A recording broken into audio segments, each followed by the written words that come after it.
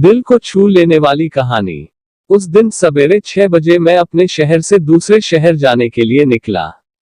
मैं railway station पहुंचा, पर देरी से पहुंचने कारण मेरी ट्रेन निकल चुकी थी। मेरे पास 9.30 की ट्रेन के अलावा कोई चारा नहीं था। मैंने सोचा कहीं नाश्ता कर लिया जाए, बहुत जोर की भूख लगी थी। मैं होटल की ओर जा रहा था। अचानक रास्ते में मेरी नजर फुटपाथ पर बैठे दो बच्चों पर पड़ी। दोनों लगभग 10 से 12 साल के रहे होंगे। बच्चों की हालत बहुत खराब हो चुकी थी।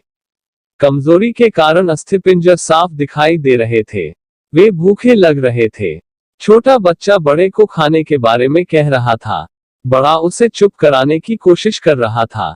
मैं अचानक रुक गया। दौड़ती भागती जिंदगी में यह ठहर से गए जीवन को देख मेरा मन भर आया। सोचा इन्हें कुछ पैसे दे दिए जाए। मैंने उन्हें 10 रू देकर आगे बढ़ गया। तुरंत मेरे मन में एक विचार आया, कितना कंजूस हूं मैं। 10 रू में क्या मिलेगा? चाय तक ढंग से न मिलेगी।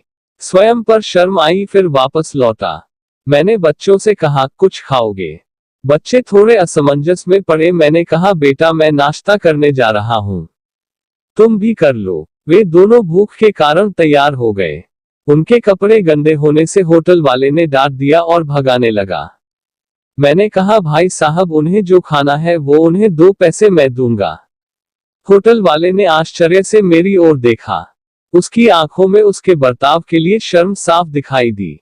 बच्चों ने नाश्ता, मिठाई व लस्सी मांगी।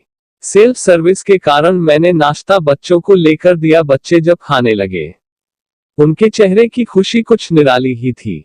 मैंने बच्चों को कहा, बेटा अब जो मैंने तुम्हें पैसे दिए हैं उसमें 1 रू का शैम्पू लेकर हैंड पंप के पास नहा लेना, और फिर दोपहर और शाम का खाना पास के मंदिर में चलने वाले लंगर में खा लेना। और मैं नाश्ते के पैसे देकर फिर अपनी दौड़ती दिनचर्या की ओर बढ़ निकला।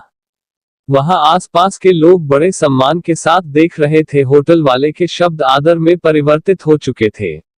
मैं स्टेशन की ओर निकला। थोड़ा मन भारी लग रहा था। मन थोड़ा उनके बारे में सोचकर दुखी हो रहा था।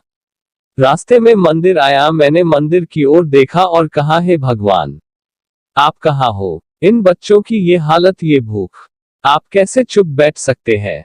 दूसरे ही क्षण मेरे मन में विचार आया, पुत्र अभी तक जो उन्हें नाश्ता दे रहा था वो कौन था?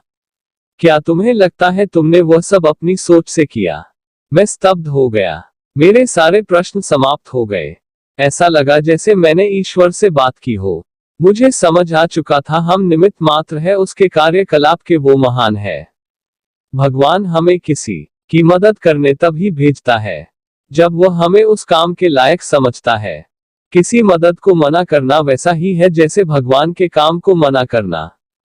अतः आपको कोई भूखा या लाचार मिले या आपसे कुछ खाने के लिए मांगे तो आप अपनी सामर्थ्य अनुसार मदद जरूर करें, क्योंकि स्वयं भगवान ने आपको इस काम के लिए चुना है। चलिए आज की सुहानी सुबह का शुभारंभ करें कुछ इसी संकल्प के साथ कि भिक्षावृत्ति को हम बढ़ावा ना दें, लेकिन अशक्त, लाचार और भूखे की मदद हम जरूर करें। ईश्वर से प्रार्थना हमें सद्बुद्धि प्रदान करे और इस लायक बनाए।